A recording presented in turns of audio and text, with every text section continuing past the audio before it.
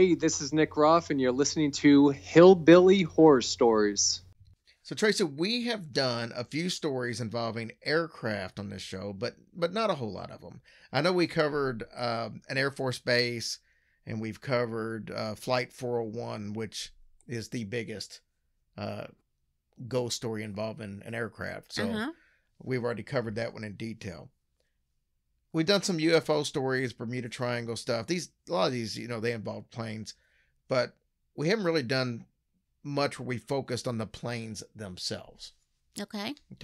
Sure. Today we've got some stories that involve planes and the paranormal. We're going to jump right into this one because the first story comes from a national airline, I can't say the name of it, that mostly operated regional destinations. Now, most of their planes were smaller. They were like single aisle passenger planes. Mm-hmm. So not the real big wide jumbo jets. On this particular occasion, it was on a Boeing 737. The plane had two galleys. One was at the very front and one was at the back. The one in the front was right by the cockpit. Is that a bathroom? The galley? Yeah. It's just like the little gathering place where they'll have like the kitchen stuff for coffee and stuff like that. So it's not the bathroom. No, they had bathrooms on this plane too, right, though. Right. That would have been a very uncomfortable flight. The galley in the front has two cameras to monitor the cockpit area.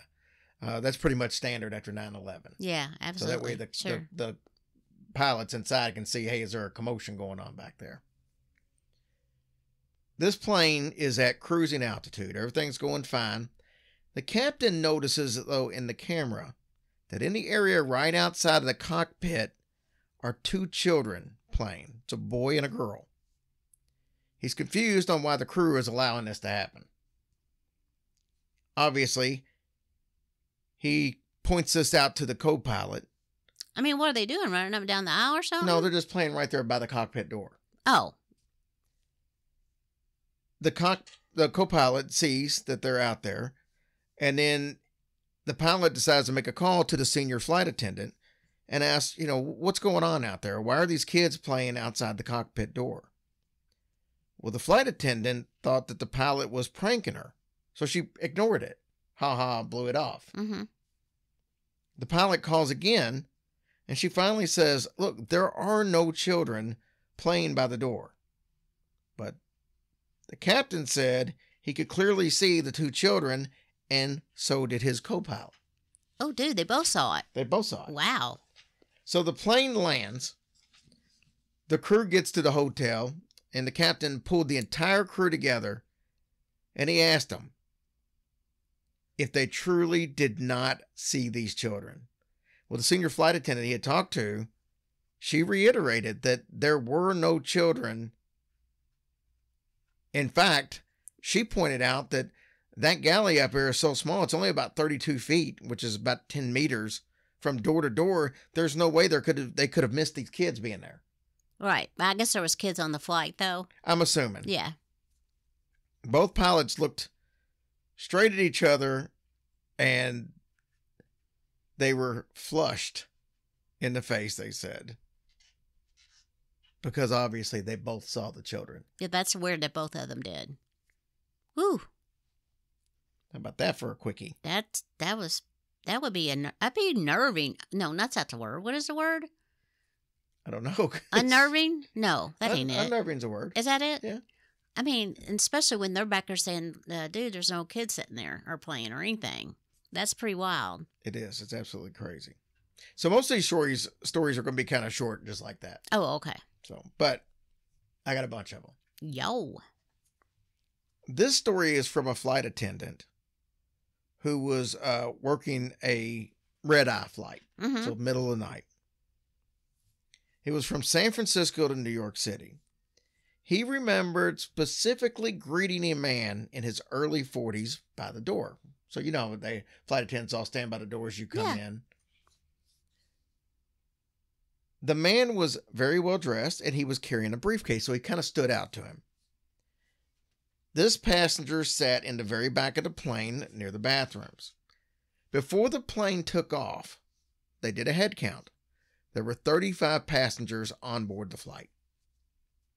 Since it was a red-eye flight, most of the passengers slept. Everything went pretty smooth, but before landing, they recounted the passengers. This time, they only had 34 passengers, one less. They assumed that the other passenger must have been in the bathroom, but they checked, and it was completely empty. It was eventually realized that the missing passenger was the man with the briefcase that was seated in the rear of the plane. Another member of the crew specifically remembers having a conversation with the man about his wife and children.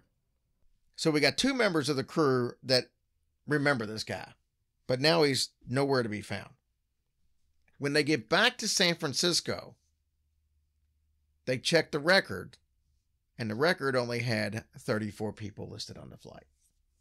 I mean, how bizarre is that? Because, I mean, if you're actually having a conversation with that person, I mean, how do you explain that? Yeah, how do two people specifically remember somebody there, and then there's no record of them being there, and they just disappear mid-flight? Yeah, that will mess with your head for sure. All right, let's jump on to the next one. There's a plane belonging to Sterling Airlines that is reportedly haunted. It's a Boeing 737-8Q8 for you airline enthusiasts at home. It's got quite the reputation. In fact, the crew has started calling the plane Christine after the car in the Stephen King movie. Oh, man.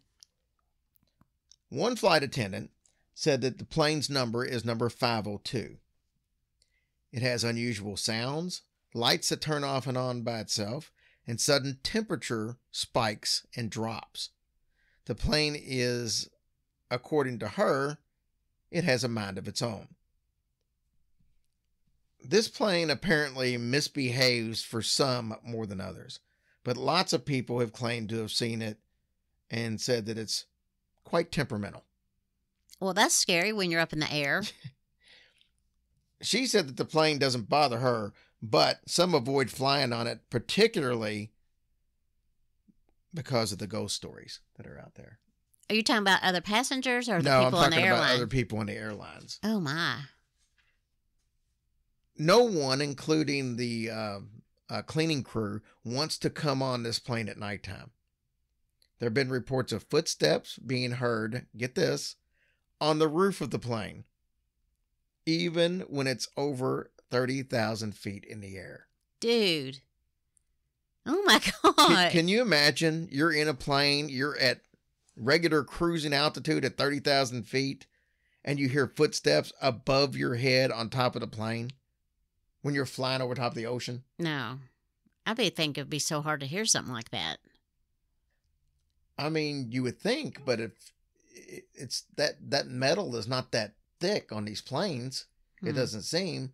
So if you were just had that layer of plastic where the air vents and stuff are over top of you, if somebody was walking or knocking or something up there, I would think you'd hear it pretty well. Well, I guess you could.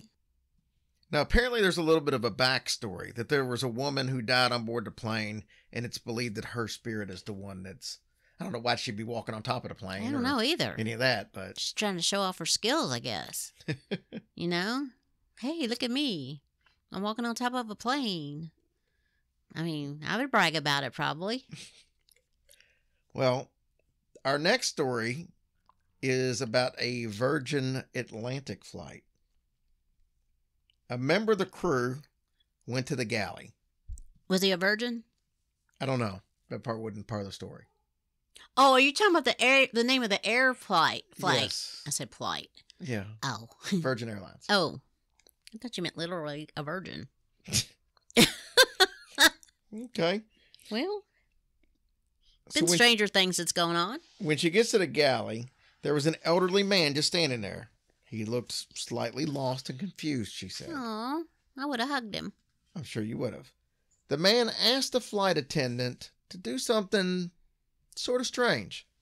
He asked her to pass along a message to a woman on board and let her know that he was okay. The flight attendant complied with the man's request.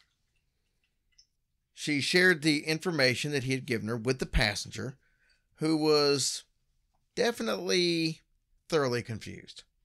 She then pulled out a picture from her wallet, and she asked the crew member, "Is this the man that you saw?"